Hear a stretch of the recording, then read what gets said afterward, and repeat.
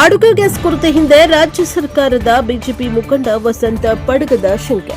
ಮಧ್ಯಪ್ರಾಚ್ಯದಲ್ಲಿ ಯುದ್ಧ ನಡೀತಾ ಇರುವುದರಿಂದ ವಿಶ್ವಾದ್ಯಂತ ಇಂಧನ ಹಾಗೂ ಅಡುಗೆ ಅನಿಲಗಳ ಕೊರತೆ ಸ್ವಾಭಾವಿಕವಾಗಿದ್ದು, ಆದರೂ ಕೂಡ ದೇಶದಲ್ಲಿ ಸಮತೋಲನವನ್ನು ಕಾಯ್ದುಕೊಂಡು ಇಂಧನ ಹಾಗೂ ಅಡುಗೆ ಅನಿಲಗಳನ್ನು ಪೂರೈಸುತ್ತಾ ಇರುವುದು ಕೇಂದ್ರ ಸರ್ಕಾರದ ಕಾರ್ಯ ಶ್ಲಾಘನೀಯ.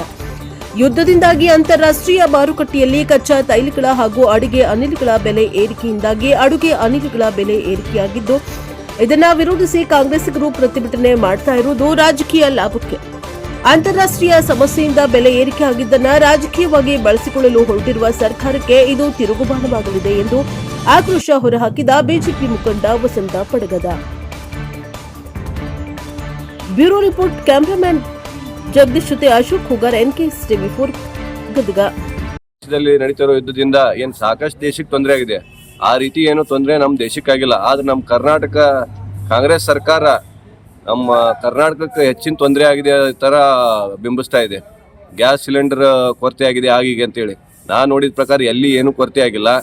ಯಾಕಂದ್ರೆ ಎಲ್ಲ ಕಡೆ ಯಾವ ರೀತಿ ಗ್ಯಾಸ್ ಬರಬೇಕು ಆ ರೀತಿ ಬರ್ತದೆ. ಏನೋ ಸ್ವಲ್ಪ ಕಮರ್ಷಿಯಲ್ ಸಿಲಿಂಡರ್ಗೆ ಸ್ವಲ್ಪ ತೊಂದರೆ ಆಗಿರ್ಬೋದು.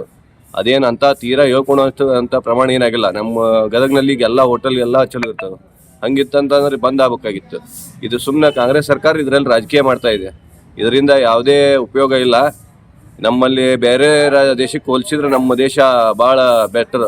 ಯಾಕಂದ್ರೆ ಬೇರೆ ಕಡೆ ಎಲ್ಲ ಈಗ ಬೆಲೆ ಏರಿಕೆ ಆಗಿ ತೊಂದರೆ ಆಗ್ತಾ ಇದೆ. ನಮ್ಗೇನೋ ಆ ರೀತಿ ಯಾವುದೇ ತೊಂದರೆ ಇಲ್ಲ. ಹೀಗಾಗಿ ನಮ್ಮ ಕೇಂದ್ರ ಸರ್ಕಾರ ಒಳ್ಳೆ ಕೆಲಸ ಮಾಡ್ತಾ ಇದೆ.